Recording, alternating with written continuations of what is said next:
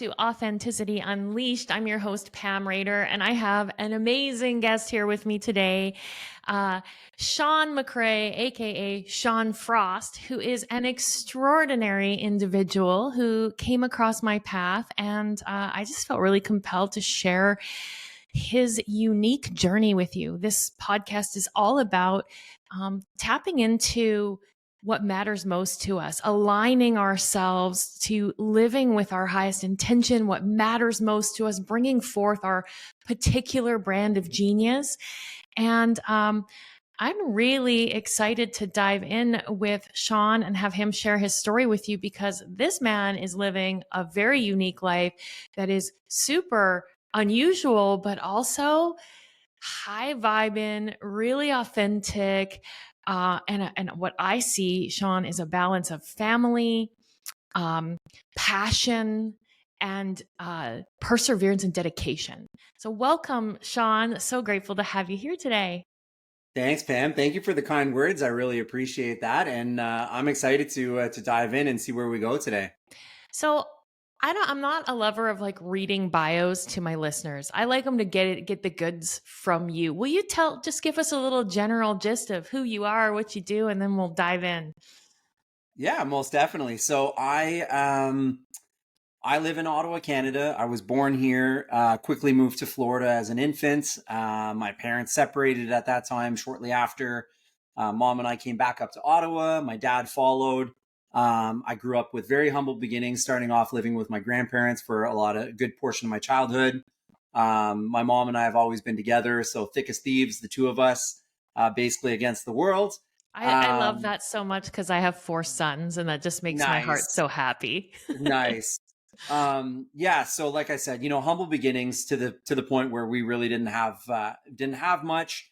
But I was so young, and then there was just so much love like in the between us that certainly didn't want for anything. So I was able to really appreciate the little things kind of from the get-go, and without actually knowing that that's what I was doing. So my dad's been in the picture and now is my best friend, essentially. Like, we're super tight. I was the best man at his, when he got remarried. And so a very good family dynamic. Was able to basically, it's been a blessing that my parents didn't stay together, in the sense that I was able to kind of get both of my parents one-on-one and really learn and understand who they are as people, as individuals, and basically be a sponge and adopt a lot of their ideologies and their strengths and utilize those, and then be able to throw out their weaknesses. At least that's what I like to think. So it was really good in shaping who I am. I've been a serial entrepreneur. I started off as an entrepreneur in my first business when I was in high school as a music producer. I've always been obsessed with music. And, through that business, it's kind of led me down the journey into opening other companies, getting into real estate, construction, and just help carving out a lane where I can, be myself as an individual, strive to be the best that I can be in terms of not leave anything on the table, try to tap as much potential as I possibly could, but really focusing on stuff that I'm passionate about so that I'm having fun doing it. I'm not here to just work and make money. I'm here to live. Existing is one thing, but I really, really want to live. And I want to live the life that, that I want to live, not that I'm supposed to live or that somebody tells me. So that's the path that I'm on now. I love this. And it takes a lot of courage to do what you're doing. But I want to start with something you've said really just struck me. And I love this. It tells me a lot about your mindset and your attitude, that you are a person who looks at the world through a grateful heart. You said it was, you came from humble beginnings, but there was so much love. You had your grandparents around. And then you said, I was so lucky to have, it was great your parents split up because I got my parents one-on-one. I've never heard anyone say that before. And I just think that's like, people who live an authentic life have a certain outlook, right? They like, outlook is everything. And it seems like you have always had this sort of outlook of what's possible, what's great about this thing. Would you say that's true? For sure. Yeah, definitely. So again, like it is so great to be, if your parents aren't getting along, like why, like I wouldn't want them to stay together for the sake of saying that they're staying together. And then I'm not getting authentic parenting. I'm not even able to potentially speak to my mom and dad together or privately and getting authentic responses. Right. So like this was such a catalyst to be able to propel me. Like I could really get who they were. And the Oh, I thing is, love the that. I beautiful could thing is really like like they've always stayed tight.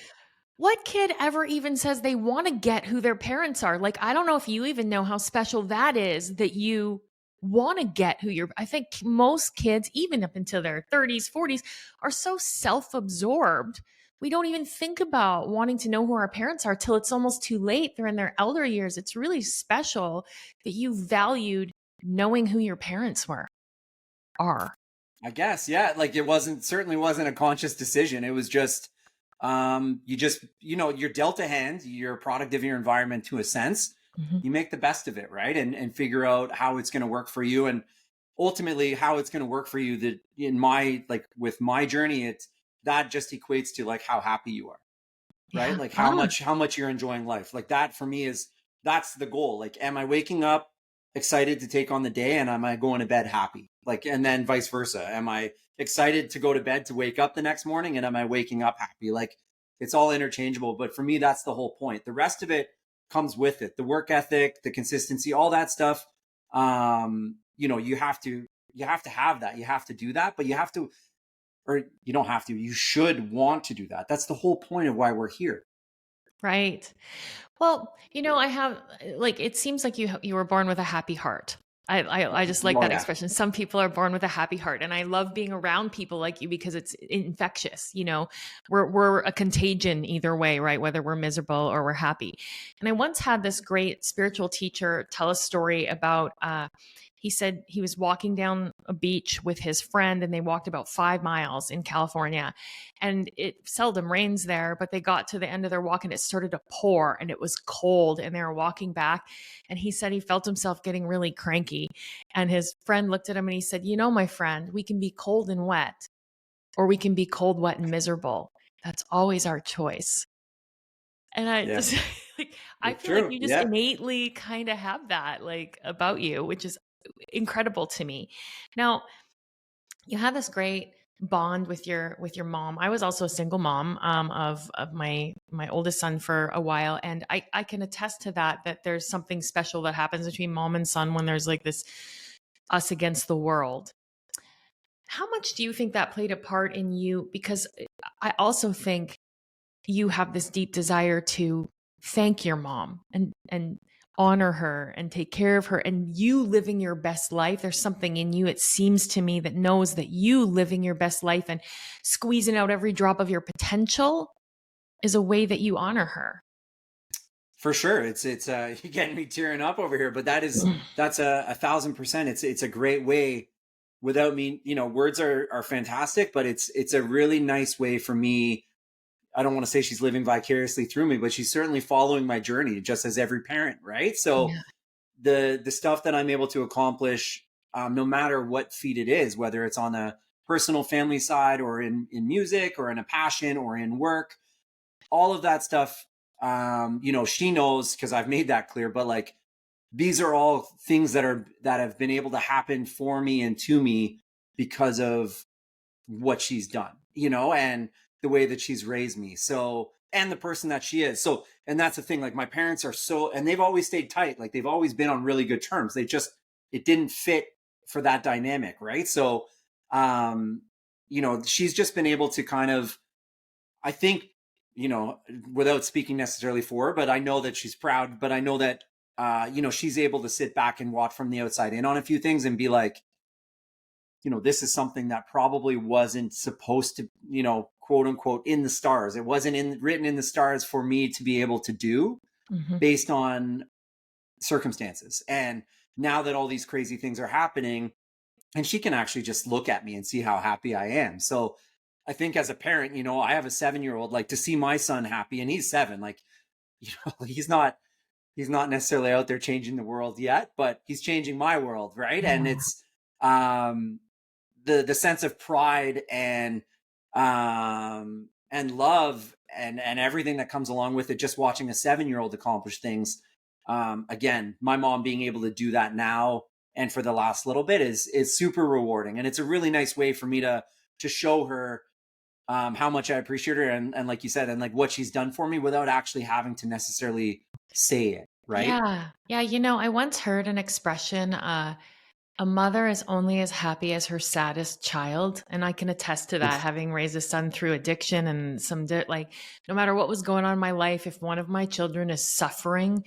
I feel that the greatest gift is for a mom is to watch their children thrive. So, I mean, you are giving your mom the best gift of all. Well, thank you. Now, let's talk a little bit about I want to get into all the cool things that you do. How did you get in, like, you're a guy from Ottawa and you get into, was it construction before real estate? It was music first. Okay. So So it talk a was little bit music about for that then. How did you get into music? Yeah, so my dad's a singer. My dad's always been a singer, always been in bands. And a very, very cool thing that happened to me, and my dad instigated this, was, I used to see him on Wednesday evenings after school or after daycare or whatever. We'd do dinner and then he'd bring me home. And then I'd see him every second weekend. And, my dad didn't always have the most stable lifestyle, but he just brings so much to the table, like in terms of character and personality. And a lot of the traits that I have now are very similar to traits that he has. I just have a lot of the backing from my mom on the sensibility and the responsibility stuff that I'm able, like, that's been like the foundation where I've been able to kind of run and gun, so to say, like my dad did. But back to the music thing. So he was in the music. His best friend was a touring sound man. So again, didn't have any money, but the opportunities were there. So anytime a band would be coming to Ottawa or close to, my dad's good friend was such a good sound man. He was in Toronto. So anytime somebody would come to town, we would get a pass. So we'd have backstage passes. I'd be hanging, and I was, not to toot my own horn, but I was a pretty cute little kid.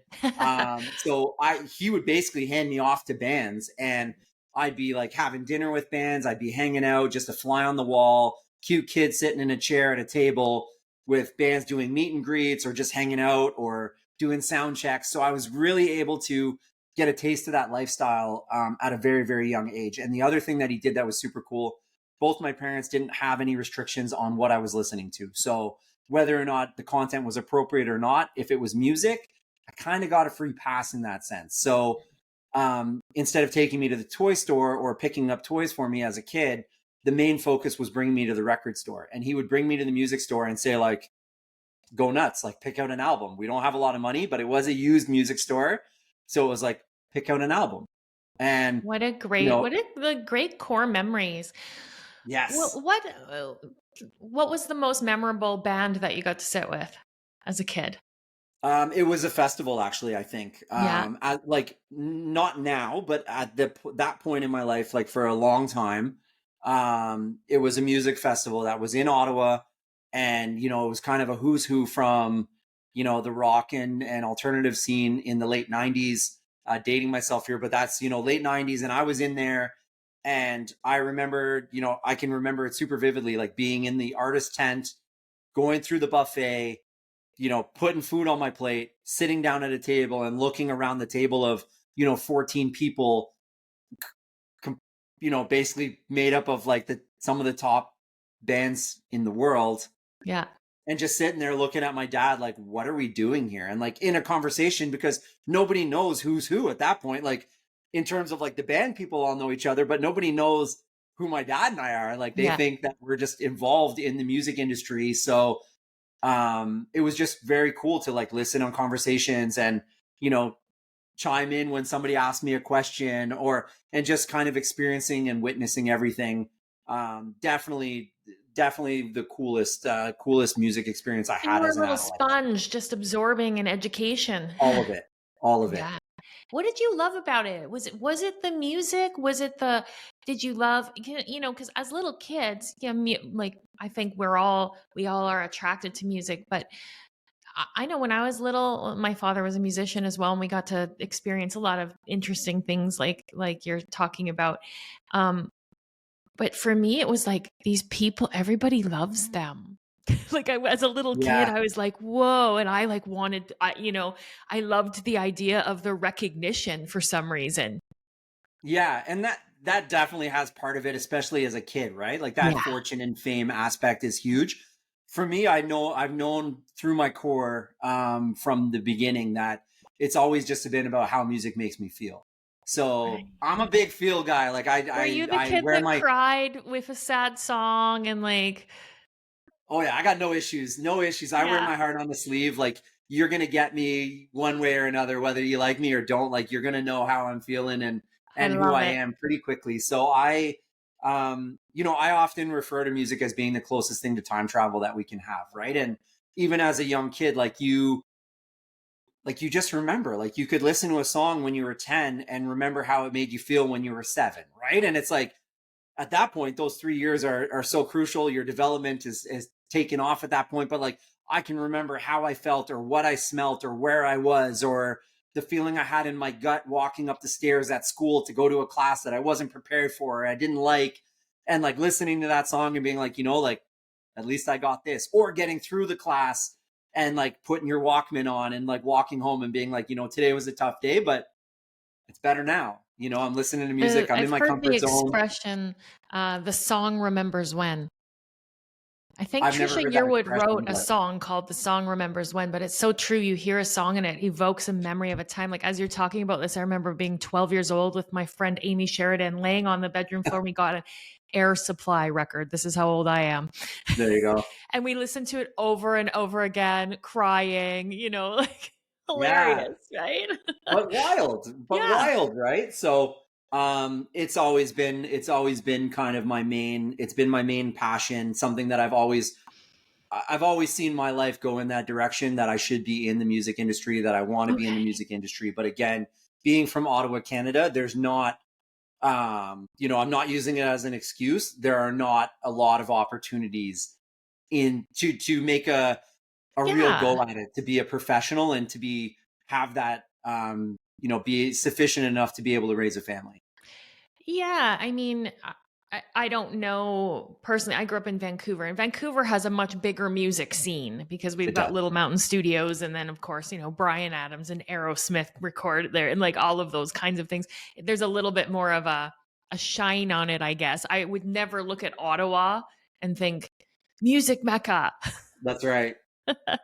Now, so you're following your passion in high school, but you recognize that you're probably going to have to do something else to support yourself and a family at some point. Is that what made you turn to construction? And A little bit of A and a little bit of B. So getting through high school, I had I felt that external pressure a little bit from the family that, the next step getting out of high school was to go to university or college. So continued education of some sort. So I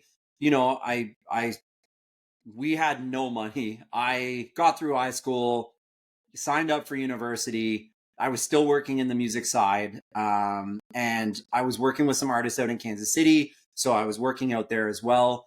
And while I was, I also grew up in a neighborhood that not everything was, rainbows and sugar plums. Like right. it was, like I said, it was humble beginnings and I wouldn't change it for the world, but certainly wasn't the safest of areas. And it wasn't, the cleanest of things going on all the time Mhm. in my neighborhood. So I ended up coming back to write an exam and things went south at the studio down in Kansas City. So I thought, this is probably a time in my life, like I'm just finishing up university. Quote unquote, I should probably like grow up a little bit. So Mm. I decided to get a job. I got a job at the hospital because, my mindset was like, I don't really want to get a traditional job in the first place. But if I'm going to get one, I want it to be somewhere respectable that's going to have a good paper trail, that's going to look good on paper, that will maybe open up opportunities down the road to say, what was your last place of employment? Well, I want something that's going to kind of jump out on paper and look good. So That's actually really interesting. You have a very different way of thinking than a lot of people. I don't know if you're aware of that. no, why? But at that age, like people think about what's the salary or what particular door. If I want to be whatever in medical, then a hospital would be good. But you have this ability to zoom out and see the big picture in terms of Like we tend to get hyper focused on the now. You look at the big picture and go, okay, well, it's really not about where it is. It's just reputation. What's going to increase my reputation Yep. and maybe my reach, my like expand my Yeah. circle in some way, because you understand that that's what helps people. It doesn't actually matter what the skill is. It's really about building reputation. That's a really unique way of looking at things. And I didn't want to brush by that, because I think that that's something too many kids get out of university and they're hyper focused on because their parents say they should. And then they wind up in my office 10 years later, miserable because they're not aligned with anything they're doing. Right.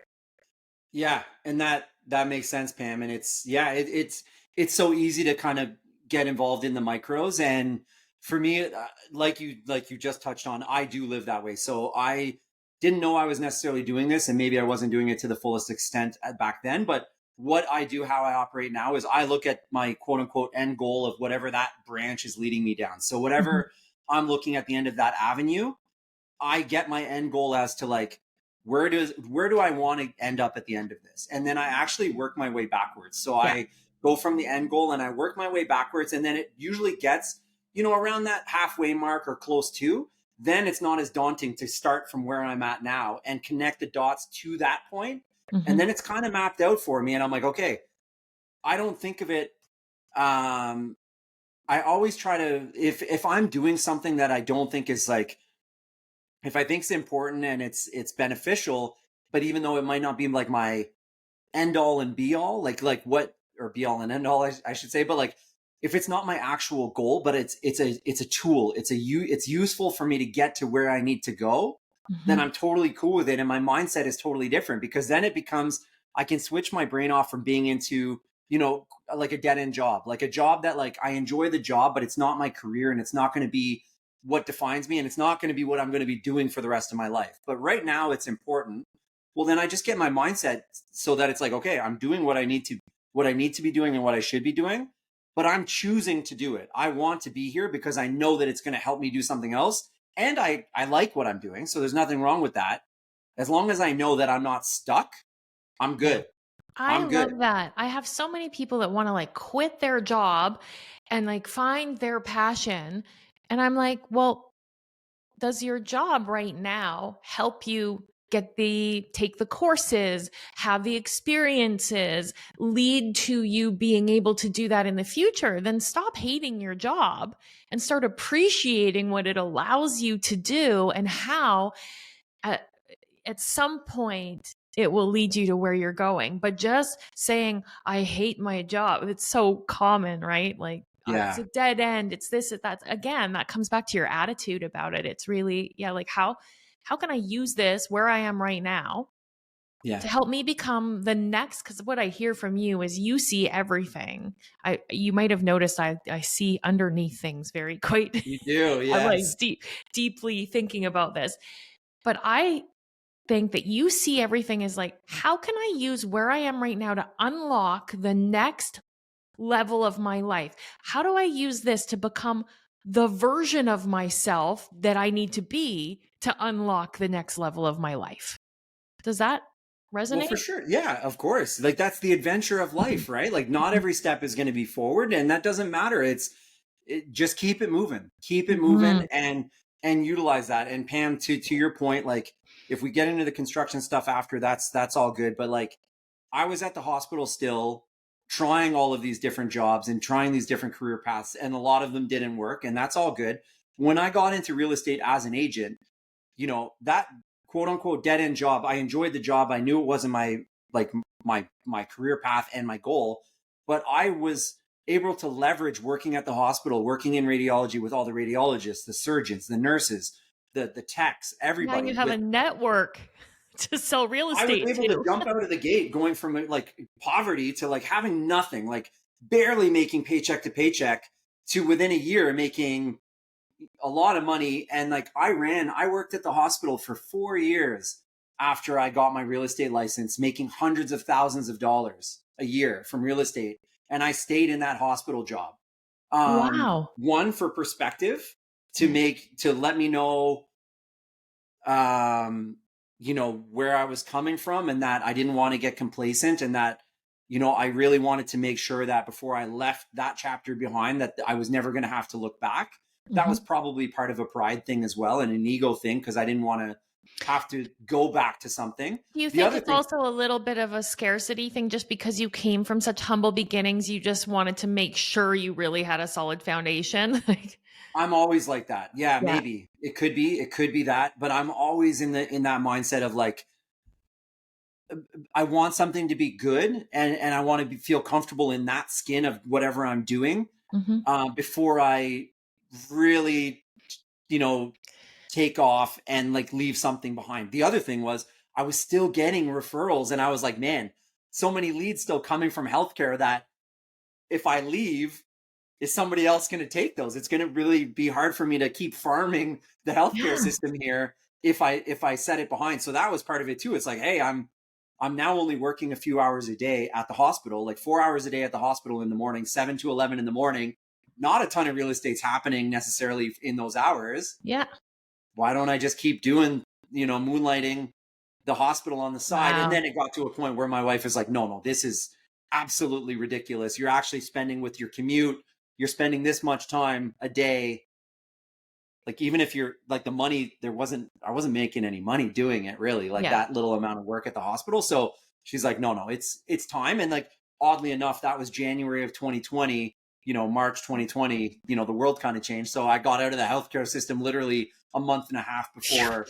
I think it was my last day was like, yeah, January 19th or something like Mm-hmm. that. And then the world changed. Right. So it was, you know, just a wild thing, but I'm But I always just like that. I think you're so unique. I love this. I worked in the medical system as well. I worked for a medical laboratory. I was a Cool. phlebotomist for like 20 years and I did it to take care of my kids. Like I needed a 9 to 5 job, but it was never my passion. So I was teaching yoga on the side. And then eventually I went down to a couple days a week while I started to grow my yoga business, and I started a yoga studio. And it wasn't until I wrote and delivered my first teacher training where I saw like a lot of money be able to come in. Like I could generate that money and I had a stable, then I was like, okay, now I can quit. And I think people have it that it's like either or. I got to quit my job and chase my passion. And then the passion fails, they go back to the job and they're miserable. But it's got to be, in my estimation, and for a while. Yeah. Like Take that, the to me, pressure that's off. the way. Like there is some sacrifice. And yeah, you're working more than the average person, but that's what leads to success. Right. But working more than the average person isn't a bad thing when you're making the choice to do so. Yeah. Nobody's forcing you to do it. And that's where people get lost. They're like, oh my God, I worked so hard today. And it's like, right, but you made the choice to do that. Like, if you want to make a change, then make a change. Be responsible about it. But, use your brain, sit down, get a plan together and execute it. And if that doesn't work, that's okay. Now that's one less option that you have to worry about. That's eliminated and it's off the table. Process of elimination. Move on to the next thing that you want Yeah. to do. It might be the same end goal, like the same career or whatever, but that way that you tried to do it wasn't the option. So try a different way, right? And being busy, quote unquote busy, is not a bad thing if you're choosing to do it. If you're forced to Right. do a bunch of things that you don't want to do, you're only forced to do those things because you made the choice to put yourself in the position to do them. And that's excluding things like, your state of health. And like, there are factors there that you cannot control, and you have to be comfortable and you have to acknowledge and understand that. But there are so many things, especially work related. We get so many, like you said, like, I hate my job. Give me a break, man. Like, I don't, then get a new job. And like, if that involves you sticking at a job that you don't really like, that maybe you thought you were going to like when you made the choice, that's okay. Stick around there. And then, like you said, again, use the revenue, like your paychecks, as a means of saying, like, listen, I wouldn't be able to embark on a journey to find new passions or find a new career path or a new life path if I didn't have this job that I don't like providing for me. The fact that this job that I don't even like is taking such good care of me. Imagine where my life is going to take me once I figure out exactly what I want to be doing and I'm You know, passionate about it. my husband was a lead singer in a punk rock band when I met Cool. him. He's 8 years younger than me, and then he, like, I'm divorced with kids, and he was like, "Oh my God, I have to get a real job," And so he left the band, and he took a job at a mill, and it was, and he like hated it at first. He was piling Yeah. lumber all the time, but then he saw, because I'm into leadership and personal development, he started like diving into that with me and learning and like wanting to know what I'm teaching people. And he very quickly rose up in the company. And now he's like in the sales department, killing it, loving his job, traveling all over. And Yeah. like he said, if I just saw it as so limited as that pile in lumber, I would have probably left there and went to another job that's on that plane. But I saw that there was a possibility, again, like leveraging what's right here in front of me. And it turns out he's really great with people, and people love him, and it's perfect for him to be in sales. That's So amazing. yeah, I mean, it's like, but it's attitude, right? It's Yeah. all attitude. And I love this conversation. You're so passionate. I want to, if you weren't so successful at everything you're doing, I'd be trying to recruit you to work in my leadership development Oh, company. I appreciate that. Well, if you need me to help out in any way, I don't mind lending some You're so services. But sweet. yeah, no, So tell I me more appreciate about that. That's very sweet. music right now. Like, I know this is you're about to go on like some kind of tour. We are, yes. So I look after an artist, believe it or not, we made it happen from Ottawa, Canada. We signed a major record deal a couple years back with Sony Music, with Columbia. We work with one of the biggest rappers in the entire world, who, oddly enough, we actually brought out to Ottawa last night as a surprise. And the city, like, it's just been crazy. So yeah, we're going on tour at the end of October. We've got 26 dates across the US, one Canadian stop in Toronto. But yeah, basically Fast and Furious, 26 shows in like 34 days. Oh my gosh. And Yeah. you're producing. So I'm all over the place. I'm less producing now, more advising. So I really look after the artist. So his name is TwoTiime. He's a lot younger than I am. We get along extremely well. We just have that bond. And luckily, thanks to where my life is taking me, it's really put me in a position where I could help, not just recognize the talents that he has, but also have the resources to propel him to where I thought he could make it. And he's not even close to where I think he could make it, but we're on the way, and the path is pretty clear, which has been so cool. So again, because of all these decisions and things that have happened in my life have led me to where I am now, I've been able to turn around and reach back over the fence, recognize who I needed to pull up right away in order to change their life and change my life in terms of like giving me those new life experiences.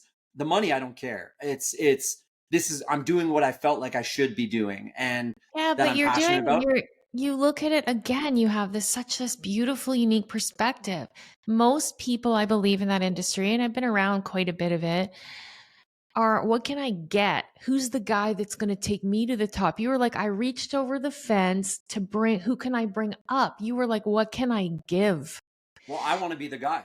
I don't want to Yeah. find the guy. I want to be the guy. I want to be the guy for everything, whether it's the work in the community, whether it's helping people, get unstuck in their life in terms of finding, because I've been there. I've hit my personal rock bottom twice. I want to give back, and I feel that I'm such a believer in like what, the amount the amount that I'm able to give, I'm just opening myself up for like everything to come back in abundance. And it honestly does, because I have such a belief in my own abilities. And that's not to say that I'm perfect or I'm really good at everything. It's like I know who I am. I know what I'm good at. I know what I'm bad at. I have no issues asking for help when I need it. I have no issues hunkering down and strapping in for the long haul if I know that I have a lot to learn. I'm really comfortable with kind of with who I am, to be honest. So You have it's, that beautiful, that beautiful yeah. blend of confidence and humility. And that's like, to me, when you have confidence, you are confident enough to say, I don't know, and I need to learn Oh yeah. something. Can you show me?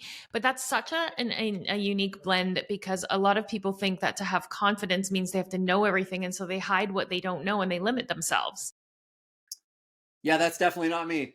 No, I love that. I Yeah. love that. So you're going on tour, but you also, I mean, you're hobnobbing with the big boys in the real estate world these days. Mr. Sirhan, I believe, is a Yeah, mentor Ryan. of yours. And how did that Yes. come about? So yeah, I was in the real estate game for a couple of years. Again, doing really well. Um, Passionate. Again, that's the other thing, is the real estate stuff isn't just a job to me. I'm super passionate about it.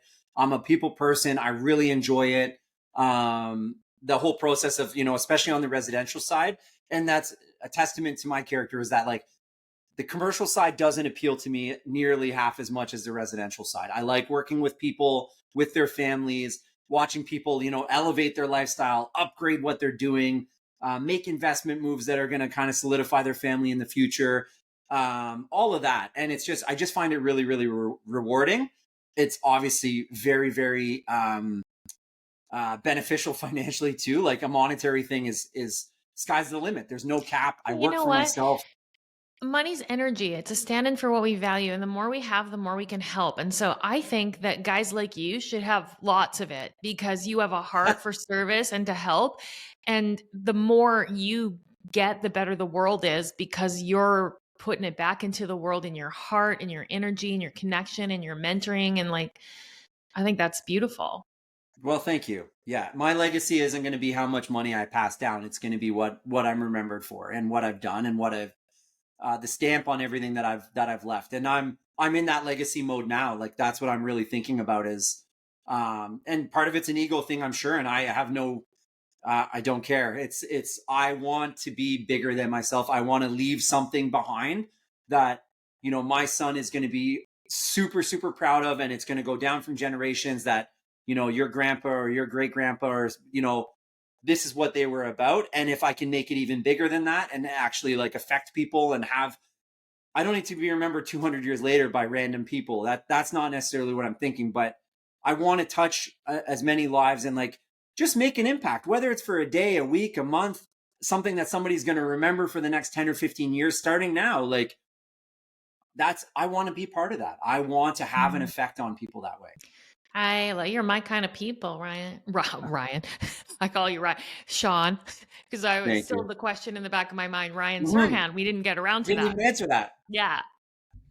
So I got into the real estate. Sorry about that ramble, by the way. So I got into the real estate game, and I used to watch Million Dollar Listing New York when it first started. A little bit of like reality TV show, and I was interested in the real estate side, especially when I got into it.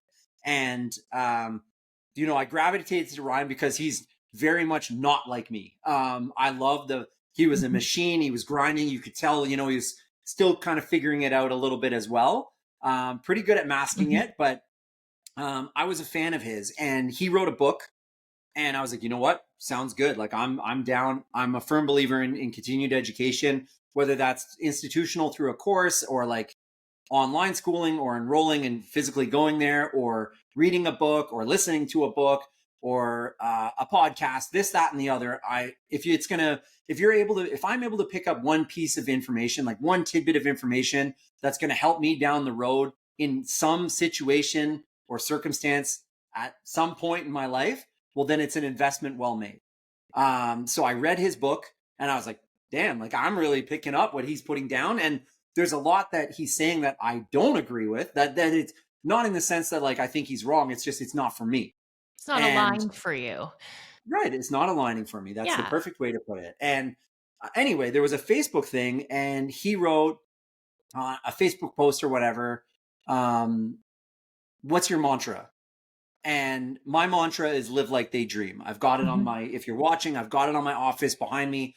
I've literally got it tattooed across my chest. I see it, every day I wake up. So I just wrote live like they dream. Well, he commented on it on Facebook and was like, I effing love this. And I was like, all right, well, that's cool. Like, at this point, like a little bit of clout here, a little shout out on this thread on Facebook for a ton of people that he's commenting. I'm like, all right, cool. Like, let me dive a little deeper. So then I actually found out that he was just about to start a course, like an online course. And I'm like, again, for the price point, solid investment. If I could learn some stuff from Ryan that's going to help me in my business, and this is all it's going to cost me, well, it's a no-brainer. Like, let's get after it. So I got into it, and sure enough, it was super beneficial. I really liked the course that he put together. And even though the US and the Canadian systems are so different in terms of the real estate, there were a lot of tactics and a lot of things just the way that he maneuvered. Some I picked up and used them, and some I was like, that's not me. So I'm not going to go that direction.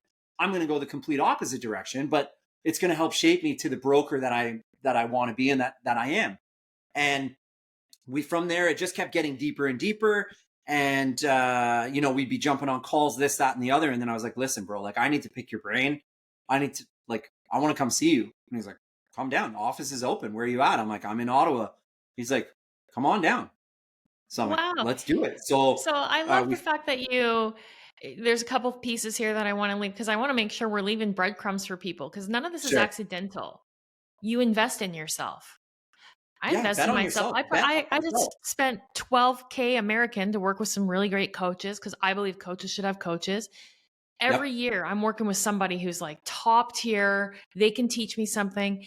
And what I'm finding is, you have to get discerning. Like, no matter how expensive they are or whatever it is, you are the one who determines what's aligned for you. And you take those bits, and then the other bits you leave. But you got to keep learning and growing, and you keep doing that. But I love how you like sought out somebody that you saw was doing what you'd like to do, or had the level of success you wanted to have. And you were like, why not him?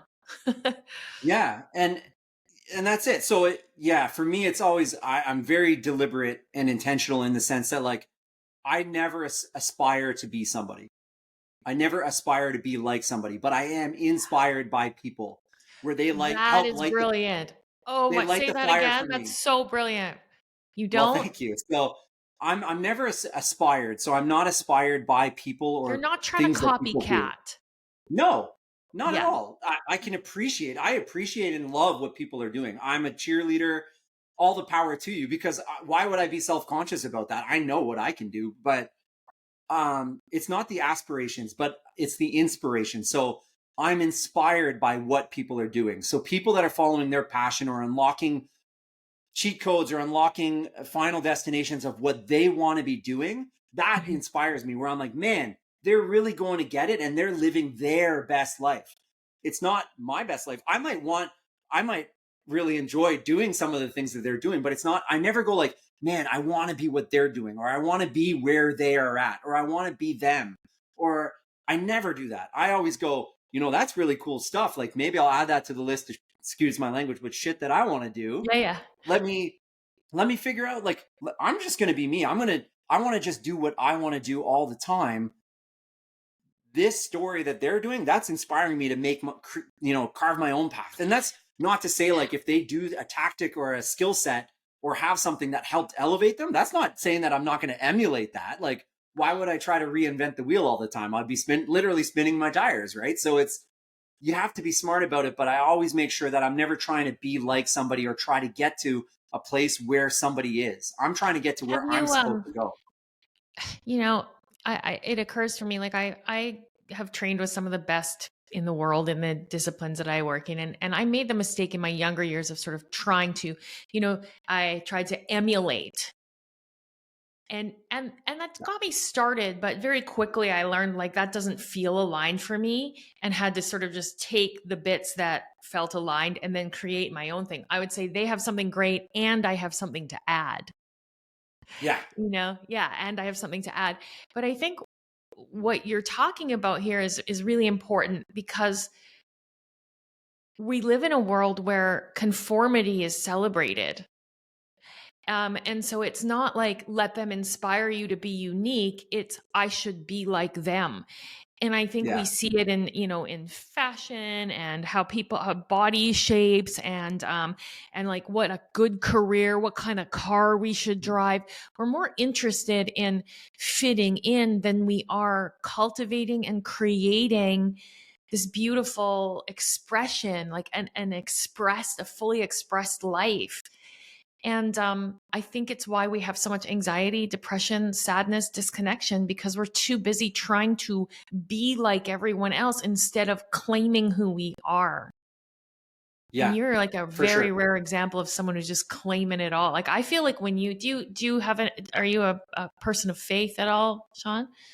Spiritual, very, like, I'm spiritual for sure. I did the church thing with my dad, growing up. Nothing against it, and then I actually revisited it later on in in life, but it's not for me to that Yeah. extent, but spiritual in terms of beliefs and yeah, very, very spiritual. So if you at the end of your life get to meet the creator, whatever Yeah. that is, the Yep. universal force, the creator of something, I have a feeling he, she, it might say, you exceeded my expectations. And I think that's kind of what you're going for. That, Um, that you would be used up in every way possible by the end of your life. I hope so, because that my response would just be thank you for the opportunity, right? Oh, wow. That just like my whole heart just lit up when you said that. Wow. Like gratitude. Speak about gratitude and how important that is for your whole journey. Um, yeah, well, it starts with appreciating the little things, but it's just if you can really step back, like it's so like even from a scientific, like if you just take a step back and realize how fortunate, like Pam, right now, it's an absolute miracle. If you're looking at it from way back, it's an absolute miracle that you and I are having a conversation right now. You who you are to your core, as an individual, as a human, and myself, it's a miracle the fact that that we are here on this earth, living, breathing, and interacting right now. Right? I know. How It's many? like, it's mind blowing. Of course, there's so many chances at life for like it's hard to put it into words, but the But you fact know that what I'm you and I giving? got to this point is a Mhm. miracle.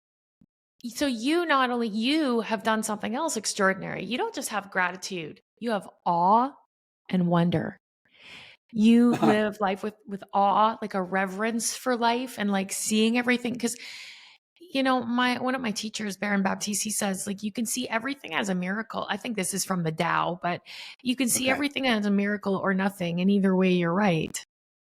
Yeah, It might have been Albert Einstein. I don't know who said it, but that's anyways, crazy. Yeah, I didn't whatever. know that, but Yeah, like you can see everything as a miracle or nothing, and either way, you're right. That'll be your experience. And when you see everything as a miracle, you live in awe. And then you have the wonder of what can I create? And somewhere in the middle of that gratitude arises. And so there's actions around, like I think appreciation is bigger than gratitude. It's a higher vibration. Gratitude's like, yeah, I feel thankful. I'm grateful for this or that. Appreciation's like, look how amazing my life is. yeah, Yeah. yeah, that's fair. I'm so lucky. Yeah, for sure. Like, and I don't think you're I know. lucky. I think you are aligned. I think you are courageous, and I think Well, you thank you. are Jeepers, Pam. inspired. I think when we're inspired, the definition of inspiration is actually comes from the word enthusiasm means to be sort of inspired by the gods, inspired by like divinity, right? Right. And you have this enthusiasm for life that is clearly sort of otherworldly. That's why I asked if you were spiritual or like a like, Yeah, thank you. I definitely believe in a higher power. Yes. yeah, wow. So what would you what do you wish for the next generation coming after you? What would you hope for this? Because I see a lot of people, young people, feeling kind of hopeless. They can't Yes. buy a house. They can't, I've got sons that are just like, if I don't get in the market now, I'm never getting in. And, what would you offer to that generation? Yeah, and that's a great question. A big focus of mine now is to kind of give back that way because I was there not, long enough, but not that long ago. Mhm. And I think that's it. It's just it's really betting on yourself. So it's kind of a multi-pronged thing. So one is being able to bet on yourself and be confident in your abilities. And that doesn't mean you're going to be good at everything. It doesn't mean that you're going to be good at what you want to do or where you're going to go right away. And that's part of the problem too, is that we're, like you said, we're conditioned that we want instantaneous results. Like we want things so fast. We also kind of in my opinion, I think we kind of want them easier than they sometimes are. We're not willing or we're not understanding what it's going to Yes. take to actually reap the fruits of our labor, right? And it's Discipline equals freedom. It's over time. We have a microwave society, but life is like a crock pot. You got to just keep waiting for it to. that's right. And you do it like unlike a crock pot in the sense like you do have to keep working on it, right? You can't Yes. just let it cook you do need to keep working and keep striving. And again, so you need to bet on yourself. You need to properly plan, like setting expectations. Like everybody's always thinking about what the end goal is. And it's like, I want to do this. I want to get into home ownership. Like I want to own a house. I'm never going to own a house. It's like, well, like, have you sat down like with a mortgage agent or a mortgage broker and a financial advisor who will do that for free, and like create a plan as to like, if you can do this, this, and this, you will be able to get this in this time. And we're accounting for appreciation or inflation, or right, like get a proper plan together, like network. Yeah, well, people have our wishes. They don't have plans. That's right. Nobody, I don't want to say nobody, that's not fair. A lot of people, like in my day-to-day, when I'm rubbing shoulders with people, especially when I can feel like egos coming up right away and somebody wants to outdo something that I'm doing or take over the room, I'm, you know, I don't want to be the loudest in any room I ever go to. And one thing I really never want to do is I never want to be the smartest in any room that I'm in. So then Yes. I am very good at doing that. So people want to be heard, and those are like those quick. It's like the quick high, right? Like you're pumping, you're inflating your own tires, you're feeling good, you're talking loud. Those deflate, that goes away. I find that people are really concerned with how other people are perceiving them and how people are looking at them. Yeah. It's a really tough thing to just be comfortable and be like, listen, I'm on my journey. I'm on my path. I'm not where I need to get to, but I do need to just keep going through the trenches because it will taste so much sweeter when I get there. I don't want to be the rookie coming into the pro league and winning the championship the first year, second year on a dynasty, and then being like, all right, that was great. I want to be the guy that like doesn't even make the playoffs maybe the first year, and then get the playoffs and be like, oh my God, what an appreciation. I can't believe. And then, God willing, at some point, get that championship and being like, I knew exactly how this felt when I didn't have it. And if I hadn't have gone through this, I wouldn't feel this. I might not feel the same way that I do in this moment. Everything's happening for us. Right. But I think you've said something here that's really important. And, you hear it from lots of the big personal development guys and business coaches, is that the only difference between successful people and not successful people don't quit. They have this belief in themselves and they keep going even when it's hard. I'll tell you, this summer was so hard for me with working. Like I just hit, we all hit these things, and I don't want anybody to think that you or I or anybody else is just easy. Like God, no. Then you have self-doubt and all of that. But I've got discipline. Like I was up early this morning and I've already meditated, journaled, did a self-hypnosis, worked out, like all of that, made a couple emails before I get on here with you at 9 a.m. at this time. Yeah.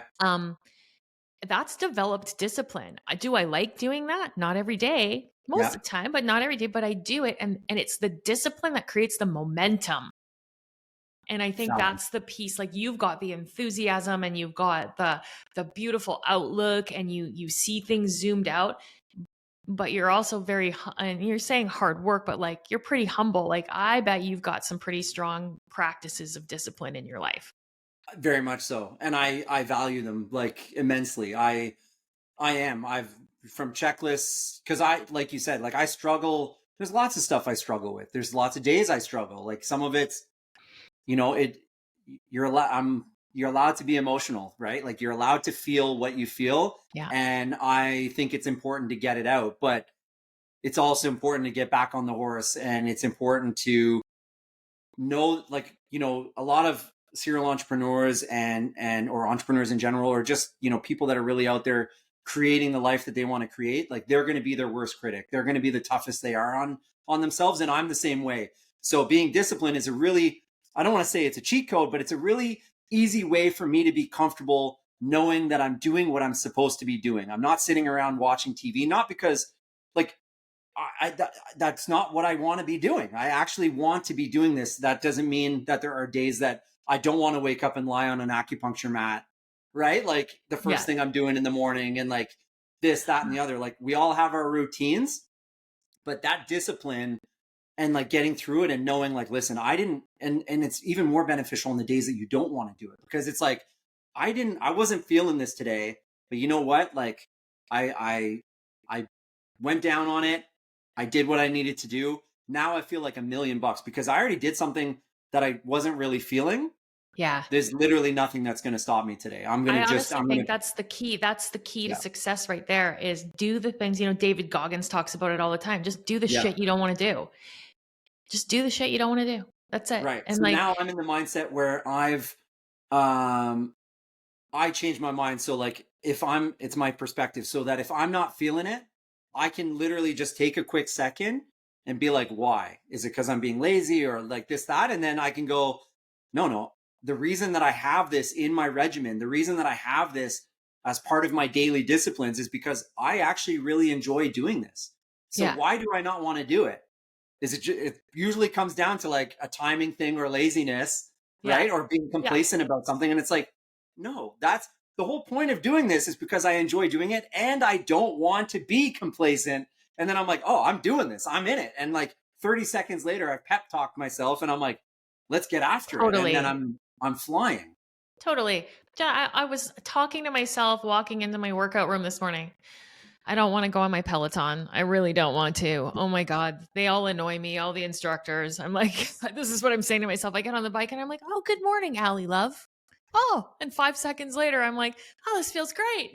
Right. So amazing. Yeah. But it's just that getting over that little hump of the unwillingness, and we're all going to encounter unwillingness, and we can call it anything we want. And I think this is where people get lost. And I just want to leave people with this: is we say, well, I'm tired today, or I have this, or I have that, but I'm not feeling good, or my knee is this way, or I don't feel like I could make that sales call because I'm just not myself. You know what? Stop that and just say, I'm unwilling. And if I want to get where I'm going, I need to cultivate some willingness here. And that's it. It's just like all the rest is smoke and mirrors and BS. Yeah, like you said, you ask yourself, why? Well, because I'm lazy right now. All right, well, then go do the thing. Do the thing. And you're going to be happy you did the thing. And then, exactly. Yeah, so I love do it. the thing. Sean, you have been an absolute pleasure. I feel like our paths are going to cross again. I have really enjoyed chatting with you. And I think that I know my listeners are going to be obsessed with this episode, because there's so many little nuggets of wisdom. And where can people find you? I want them to be able to look you up, to follow you, get inspiration. Thanks, Pam. I appreciate that. So the best spot to follow me is definitely on Instagram. It's at I am Sean Frost. Pretty simple. Definitely that you're gonna get me. I don't separate personal life from work life it's just all part of life, all part of my life. So you're gonna get everything. You'll really get to know me. Pretty responsive on there, especially like, when I can. That's honestly, that's the best spot. Just follow me there, and then you'll be able to kind of jump in everywhere else. But that's like the one-stop shop. And we'll put that in the show notes at the bottom. And thank you so much, Sean. It's been an absolute pleasure. And for those of you listening, if you like the show and you got something from the show, share it. Because one of the ways that we can make an impact in the world is to share what inspires you with the people around you. As I said earlier, we're contagious either way, whether we're negative and critical or we're sharing what inspires us. And I say, let's be a contagion for inspiration. Share the show, tell people about it, and let's get the word out that living authentically is really the bomb, guys. Until next time. Beautiful.